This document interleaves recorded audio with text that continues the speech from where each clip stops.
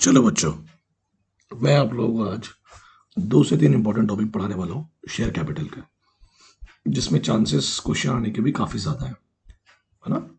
हम लोग आज पढ़ेंगे अल्टरेशन ऑफ शेयर कैपिटल। ठीक है, तो अल्टरेशन ऑफ शेयर कैपिटल पढ़ने से पहले हम लोग कुछ इंपॉर्टेंट डेफिनेशंस को पढ़ लेते हैं। ये हम लोगों ने पढ़ चुका था। Definition of authorise capital. What is the meaning of authorise capital? It is also known as registered capital.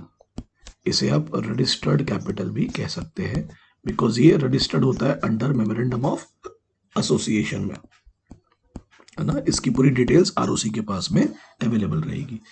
और हम इसे नॉमिनल भी कहते हैं। Why it is called nominal? क्योंकि जिस कैपिटल के साथ कंपनी रजिस्टर्ड हुई है, उसी कैपिटल के साथ थोड़ी ना कंपनी आगे कंटिन्यू करेगी, उसे बढ़ा भी तो सकती है ना। क्लियर है? तो सेक्शन 2 क्लॉज 8 कहता है ऑथराइज कैपिटल और nominal capital to mean such capital which is authorised by the memorandum of association, है ना। द मैक्सिमम अमाउंट, मतलब इतना पैसा कंपनी ले सकती है। अगर इससे ज्यादा पैसा लेना है तो आपको अपने मेमोरेंडम को अल्टर करना पड़ेगा। क्या करना पड़ेगा? अल्टर। ये आपको ध्यान रखना। तो मेमोरेंडम में लिखे हुआ जो ऑथराइज कैपिटल है वो आपकी लिमिट तय करता है। क्या करता है? लिमिट तय करता है। दूसरी बात, अब बच्चे क्या होता है, दिक्कत कैसी है, अगर कंपनी ने एक शेयर है जिसकी फेस वैल्यू है 10 रुपए, कंपनी ने उसको इशू की। अब कॉल्स के वक्त जब हम लोग कॉल्स क्लेम करते ना, कॉल्स के वक्त कंपनी ने आपसे 7 रुपए मांगा क्योंकि उन्हें 7 रुपए की जरूरत थी, और 3 रुपए अनकॉल्ड किया। मतलब 7 रुपए कॉल्ड किया, 3 रुपए अनकॉल्ड किया। What is that mean? 7 रुपए मांगा फॉर पेमेंट। तो मुझे बताइए अभी उसकी फेस वैल्यू कितनी हो जाएगी? अब मांगा ही, आप सिंपल सा फंडा है ना। वी हैव टू अज्यूम कि वो 7 रुपए का ही था, तो फेस वैल्यू बिकम 7। और ये 3 रुपए है, ये कैंसलेशन हो गया, मुझे चाहिए ही नहीं है पैसे, अभी तो नहीं चाहिए फिलहाल, रिजर्व कर दिया आपने उसको बात के लिए, या नहीं चाहिए मुझे। तो ये भी क्या हुआ, आपने एक चेंजेस लाए, अल्ट्रेशन लाए फेस वैल्यू में। तो जो पैसा आप, तो नॉर्मली कॉल्ड अप कैपिटल क्या होगा? सब्सक्राइब कैपिटल के इक्वल होगा, या उससे कम भी हो सकता है। कितने के लिए सब्सक्राइब किया था बच्चों लोगों ने? 10 रुपए के लिए। तो या उससे कम भी होगा या उसके इक्वल भी हो सकता है। अब आ जाइए आप powers. Power of limited company to alter its share capital. ध्यान देना बेटा, सेक्शन भी इंपॉर्टेंट है।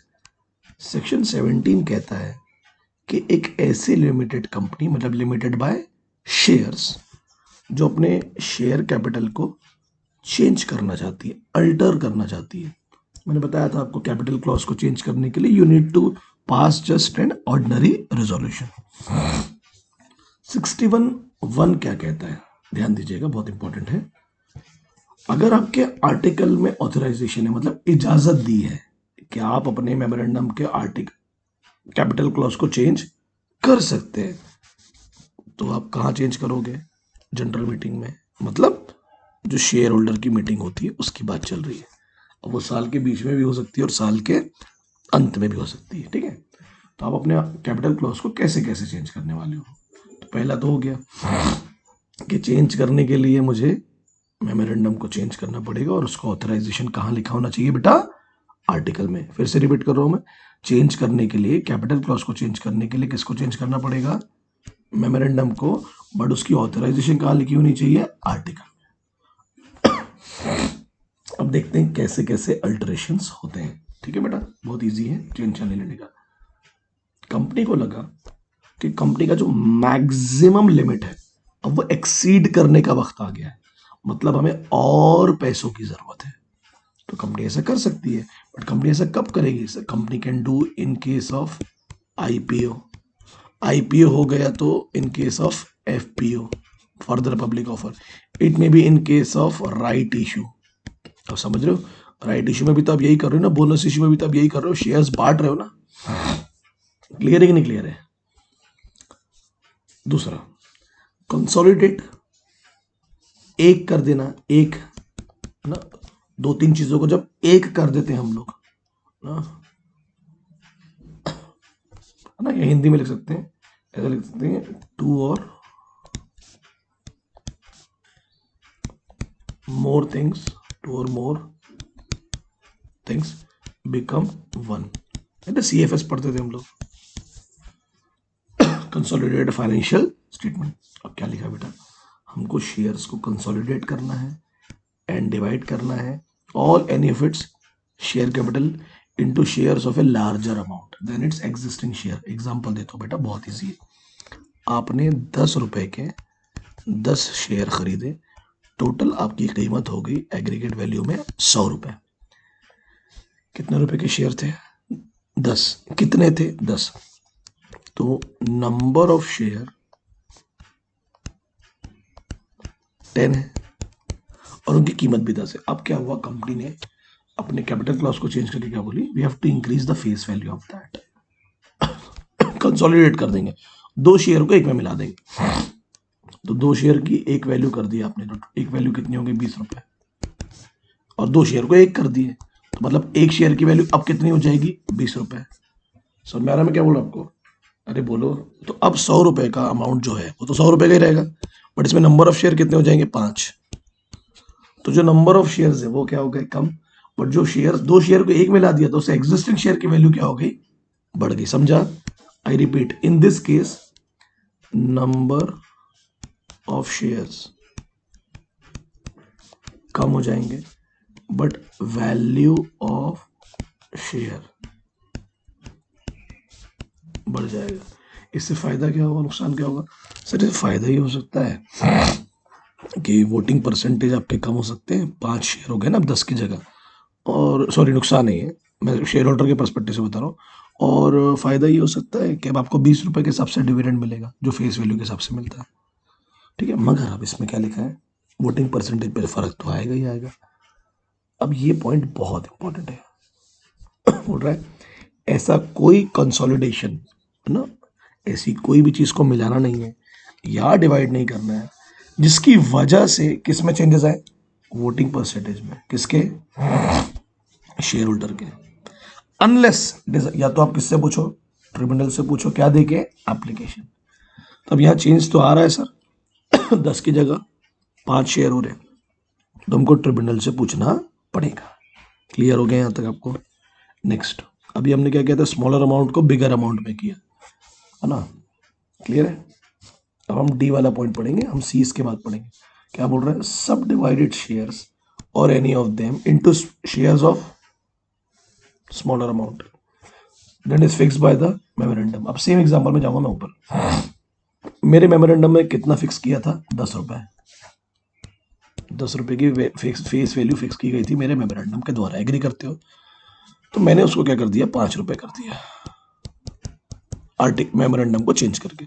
अब मुझे बताओ, सेम एग्जांपल में 10 शेयर थे, कीमत कितनी थी, 10 रुपए, टोटल वैल्यू कितनी थी, 100. अब मैंने फेस वैल्यू कितनी कर दिया, बोलो बच्चों, 5 रुपए, है ना? तो एक शेयर की कीमत कितनी होगी, 5. नंबर ऑफ शेयर बढ़ेंगे, टोटल शेयर कितने हो जाएंगे, 20. अब समझ रहे हैं, 20 इंटू 5, टोटल कितना हो गया, 100. तो एग्रीगेट वैल्यू तो सेम है और नंबर ऑफ शेयर कितने हो गए, 20, और फेस वैल्यू कितनी होगी, 5. तो तुम्हारे वोटिंग पावर तो बढ़ जाएंगे ना, क्योंकि शेयर्स 20 हो गए, बट तुम्हारे डिविडेंड पे फर्क पड़ेगा. तुमको डिविडेंड ओवरऑल में शायद उतना ही मिले, लॉजिक समझ रहा है, बट पर शेयर पर ईपीएस, अर्निंग पर शेयर तो कम हो जाएगी. 20 रुपए पे डिविडेंड और 5 रुपए पे डिविडेंड, अंतर है कि नहीं है? समझा मैंने क्या बोला? तो मेमोरेंडम ने कितना अमाउंट फिक्स किया था फेस वैल्यू का, 10. आपने कितना कर दिया, 5. तो अभी मुझे बताओ, सेम वही 100 रुपए के शेयर को डिवाइड करेंगे ना, 10 रुपए के 10 थे तो 100 अमाउंट था. अब क्या हो जाएंगे, 5 रुपए की वैल्यू हो गई, तो 5 रुपए में कितना शेयर आ जाएंगे, 20. आएंगे कि नहीं आएंगे, 20. तो फायदे नुकसान तो मैं आपको समझा रहा हूँ कि सर नंबर ऑफ शेयर्स तो बढ़ गए बट मेरा अर्निंग पर शेयर क्या हो जाएगा, कम. हर शेयर 5 रुपए के हिसाब से डिविडेंड मिलेगा ना. अब यहां तक पॉइंट समझा? अब यहां क्या दिक्कत है, बोलता है हाउएवर, जब आप सब डिवाइड कर रहे है ना, ये यहां तक तो हो गया, इसको भूल जाओ, ये पढ़ लिया अपन ने. Sub division, the proportion between amount paid, तूने जितना दिया है, and the amount if any unpaid, each reduced share shall be the same as it was in the case of share from which the reduced share is derived. What does that mean? बोला तूने जितना पे किया है और जितना unpaid रह गया है, तो जो रिड्यूस्ड शेयर्स है shall be the same as it was in the case of share from which the reduce share is derive. मतलब जितने शेयर मुझे मिलने वाले थे, रिड्यूस करने के बाद में मुझे उतने ही शेयर मिलने चाहिए, ऐसा मैं मान के चल रहा हूं। एक मिनट आप, ठीक है। हम आ जाएंगे अब लोग अब इस पॉइंट पर कि बोले आपने जब सब डिवीजन किया, मतलब 10 रुपए के शेयर को 5 रुपए का किया, तो वो करते वक्त जो अमाउंट पेड होने वाला है, मतलब 5 रुपए जो मिलने वाले हैं, and the amount which is unpaid on reduce shares shall be the same as it was in the case of share. तो अनपेड कितना है 5 और पेड कितना है 5, ये आपको ध्यान रखना होगा, ठीक है ना। सब डिवीजन करने के बाद वो अमाउंट सेम रहना चाहिए। क्लियर है, ठीक है, क्लियर है। तो आपने क्या कर दिया यहाँ पर, लार्जर अमाउंट को स्मॉलर अमाउंट में कन्वर्ट कर दिया। और जो सब डिवीजन है, proportion between amount paid and the amount unpaid, जो पैसा मिला है और जो पैसा नहीं मिला है, उनके बीच का जो डिवीजन होगा वो क्या रहेगा, सेम रहेगा। जो रिड्यूस शेयर है शेल बी द सेम। अब आ जाइए आप सी वाले पॉइंट पर। बोलता कन्वर्ट ऑल, या तो पूरे, और any of it's fully paid up share capital into stock. Stock का मतलब क्या होगा, आप एक बंडल में क्रिएट कर लो उसको, बंडल ऑफ शेयर्स में, और जब रिकन्वर्ट होगा, जब दिल होगा तो रिकन्वर्ट कर लेना स्टॉक को फुल्ली पेड अप शेयर्स में, of any denomination. Of any denomination का मतलब क्या है, तुमको जो फेस वैल्यू लगेगी उस डिनोमिनेशन पे कन्वर्ट कर लेना। अब मुझे बताइए, मैंने 10 रुपए के, एग्जाम्पल दे रहा हूँ, 10 शेयर खरीदा, टोटल वैल्यू कितनी होगी 100। अब मुझे लगता है अलग अलग शेयर की मातापच्ची कौन करेगा, तो मैंने क्या कर दिया, 10 शेयर का एक स्टॉक बना लिया। तो मेरे पास सर्टिफिकेट भी कितने रहेगा, एक। अब जो वैल्यू होगी मार्केट में वो शेयर की वैल्यू की नहीं, मेरे स्टॉक की वैल्यू पे बिकेगा, मतलब पूरा बंडल बेचूंगा मैं। तो सकता है ऐसे मेरे पास 10 बंडल हो और हर बंडल में कितने शेयर है, 10 है। तो मेरा काम आसान हो गया ना, मैं एक बंडल में, मतलब मैं एक लिमिट तय कर सकता हूँ कि मुझे एक बार में कितने शेयर बेचने हैं। तो वो जो वैल्यू है वो स्टॉक के हिसाब से चेंज होगी, लाइक स्टॉक, शेयर्स के हिसाब से नहीं। सर्टिफिकेट्स भी कम हो जाएंगे।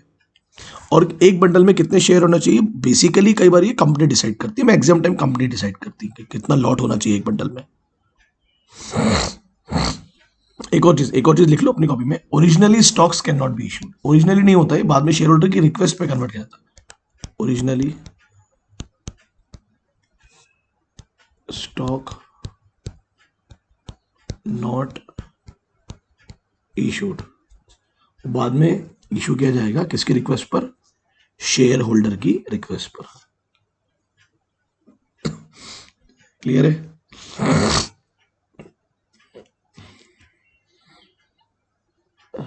ठीक है। अरे बोलो यार, बोलना पड़ेगा ना कि हाँ सर समझ रहा है, चीजें समझ रही हैं। अब आ जाइए आप आखिरी वाले में। बोलता है मैंने 100 शेयर का, ध्यान देना, 100 शेयर इशू किया था, 90 के लिए सब्सक्रिप्शन आया। तो मतलब 10 तो लोग खरीदना ही नहीं चाहते, तो जो लोग खरीदना ही नहीं चाहते ना, उसको साले को कैंसिल कर डाला। क्या लिखा देखो, cancel shares which at the date of passing of the resolution have not been taken, लोगों ने लिया ही नहीं, and agree to be taken by any person, जिन्होंने वादा किया था फिर उन्होंने वादे से मुकर गए, होता ना भैया हम खरीदेंगे, बट क्या हो गया, वो एरियर्स में हो गया। फिर सो आप उस अमाउंट को क्या करोगे, जो लोगों ने लिया ही नहीं, क्या कर दो, उसको डिमिनिश कर दो, रिड्यूस कर दो। तो आपका ऑथराइज कैपिटल भी क्या हो जाएगा, कम हो जाएगा।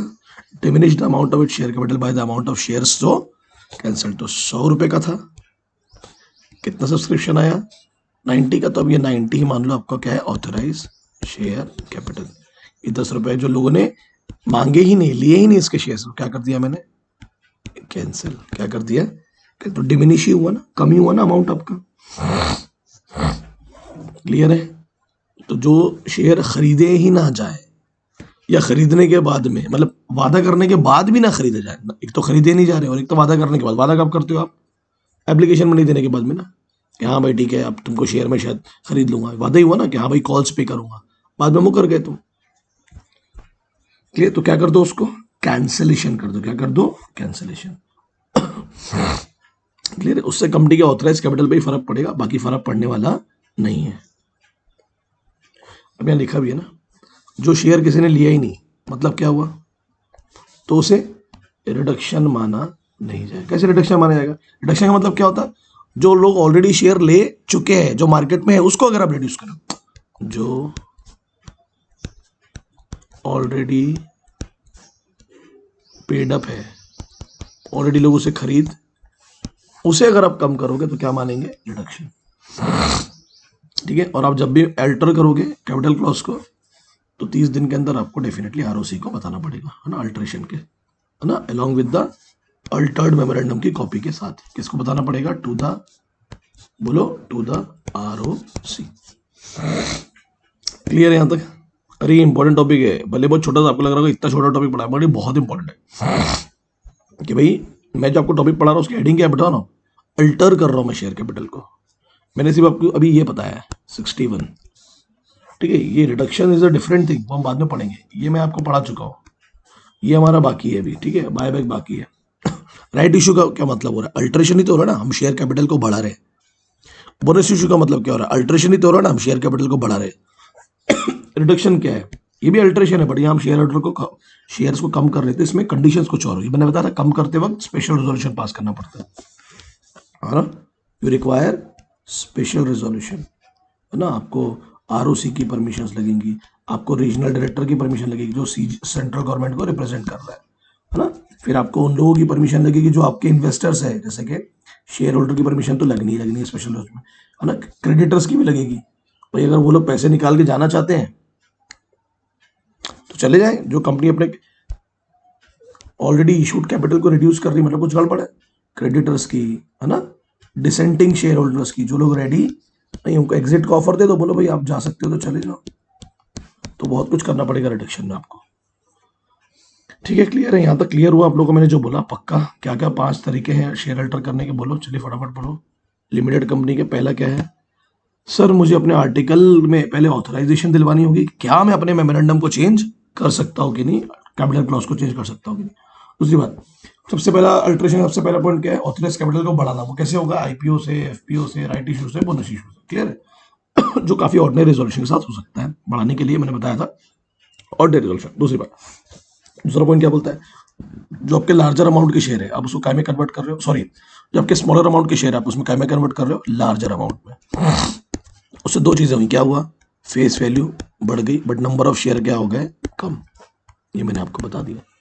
और अगर नंबर ऑफ शेयर कम हो रहे, परसेंटेज, वोटिंग परसेंटेज पे फर्क पड़ने वाला है, तो you have to take the permission from the tribunal first, application के साथ। फिर आपने क्या पढ़ा? जो स्मॉल लार्जर नंबर के जो शेयर थे आपको उसको स्मॉलर नंबर में कन्वर्ट कर दिया, बट अपने पढ़े स्मॉलर नंबर में करने के बाद में जो डिफरेंस होगा वो सेम होना चाहिए। इसलिए मैंने 10 रुपए के एग्जाम्पल में क्या लिया? 5 रुपए, तो सेम ही हुआ ना डिफरेंस, 5 रुपए का। आप यहीं तक भी लिखेंगे तो चलेगा, सेम, है ना। तो रिड्यूस शेयर अपन ने कहां से डिराइव किए? मेन शेयर से ना। तो मेन शेयर कितने का था, रिड्यूस वाला कितने का है, तो सेम होना चाहिए ना वैल्यू दोनों के बीच की, रिड्यूस वैल्यू, समझा। और जो शेयर किसी ने लिया ही नहीं वादा करने के बाद, या लोगों ने लिया ही नहीं, वादे का तो छोड़ो, लोगों ने सब्सक्राइब ही नहीं किया, कैंसिल कर दो उसको। और कैंसिलेशन को आप रिडक्शन नहीं मानेंगे। रिडक्शन किसका होगा? जो ऑलरेडी पेड अप है, जो ऑलरेडी इशूड है, जो ऑलरेडी लोग खरीद चुके हैं। ठीक है? इसके लिए क्या पास करना पड़ेगा आपको? ऑर्डिनरी रेजोल्यूशंस लगती हैं सब चीज़ों के लिए, और डेफिनेटली, है ना, किसके पास कॉपी जाएगी इसकी? आरओसी के पास में 30 दिन के अंदर, ये आपको बताना चाहिए। क्लियर है बेटा? इतना समझा? ये बहुत ही इंपॉर्टेंट है। आई रिपीट ना, मैंने जितने भी एग्जांपल्स दिए वो लिख के रखने का है। स्टॉक वाला समझा? आप ओरिजिनली शेयर खरीदते हो, फिर आप एक कंपनी को रिक्वेस्ट करते हो कि मुझे अपने बंडल ऑफ शेयर्स को एक स्टॉक में चाहिए, तो वो बंडल भी कंपनी को डिसाइड करेगी कि एक शेयर में, एक स्टॉक में कितने बंडल होंगे। और ऐसा क्यों करते हो आप? पेपर वर्क कम हो जाएगा, और दूसरी बात, अब एक बार में बहुत सारे शेयर्स को बेच पाओगे, और वैल्यू पे भी फर्क पड़ता है। जब स्टॉक होता है, जब बंडल्स होते हैं, तो वैल्यू बढ़ती है, एग्रीगेट में वैल्यू बढ़ती है। ठीक है? ये आ गया आपका अल्ट्रेशन, इंपॉर्टेंट है भाई। मैं उम्मीद कर रहा हूँ आपको समझा होगा। अभी देखते हैं आगे के टॉपिक्स में भेजता हूँ लाइन से, और इतना पढ़ने का, है ना। ठीक है?